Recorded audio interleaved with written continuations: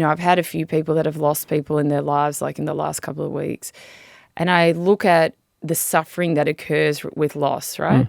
And it's horrendous, especially if it's very quick, which in both these instances it was. And I see how some people really suffer a lot more than others. And I think about, obviously it's a personal thing, but why is someone's suffering greater, and what allows someone to move on whilst some people never do? My mum was sick with cancer, and she was in hospital for she was in hospital for a couple of months, and I stayed with her for the last 4 or 5 days of her life. I stayed in the hospital, which is pretty grim. It's pretty full on, and I literally had to nurse my mother, and my brother was there and he was assisting me. He was unreal. But my mum passed away on a Thursday night, and by 5:30, she died at 11:45. At 5:30 the next day, I was on stage doing stand-up. Wow. In another state, alone, with no family. How did you do that? Got to get it done, like you say. Yeah. You got to get it done.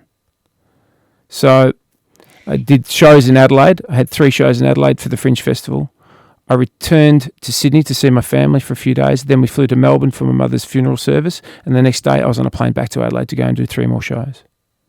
It's interesting, because there must be something in the fact that it's like assuming that was the worst moment of your life thus far, and then you're like making a whole crowd of people laugh. The juxtaposition between, and this is life, right? And from a spiritual perspective, there can be such darkness, but then there can be such light as well.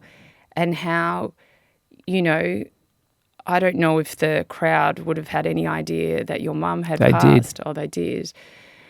Yet, like, you've made a whole room of people laugh. They go to bed not thinking of anything.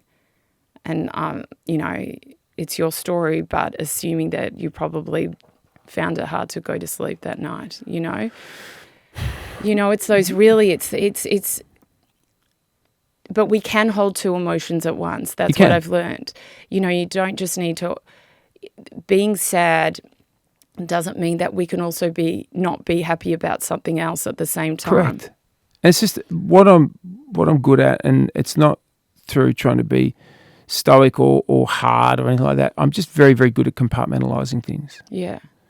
And so I can be in one moment and then I can exchange very, very quickly. The way my brain works, and I've done all sorts of crazy psychometric testing and all sorts of stuff, which is weird because I haven't been diagnosed with ADHD, but I think, most people believe I probably have it. Comedians always laugh when I talk about ADHD because they go, you are the poster boy for ADHD, but you're the only person who hasn't gone through diagnosis. I don't feel like I need to. Yeah. I do a lot of things to help myself, like meditation and exercise and all the right things. But I am able to very quickly compartmentalize, and very, very quickly I'm able to shift from brevity to levity.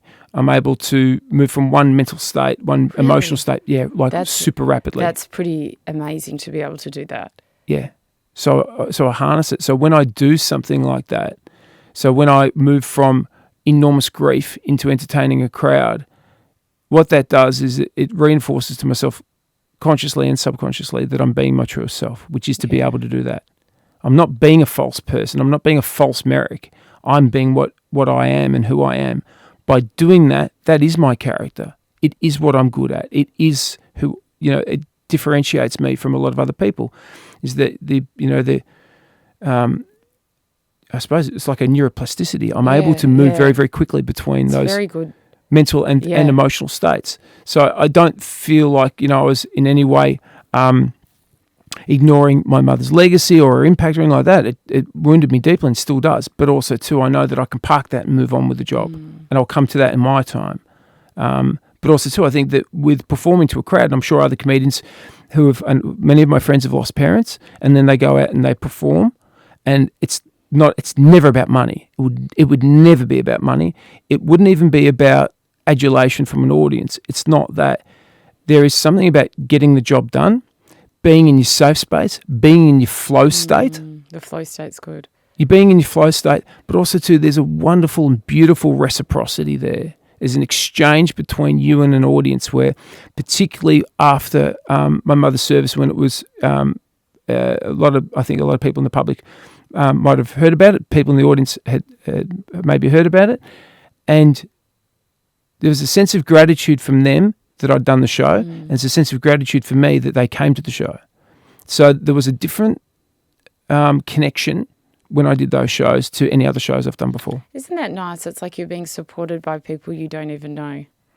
It's an energy transference. Yeah, and that's how the world works, really, isn't it? It's all energy. We're all, as Rhonda said, we're all here to walk each other home. That's it. And you do it the best through entertaining people.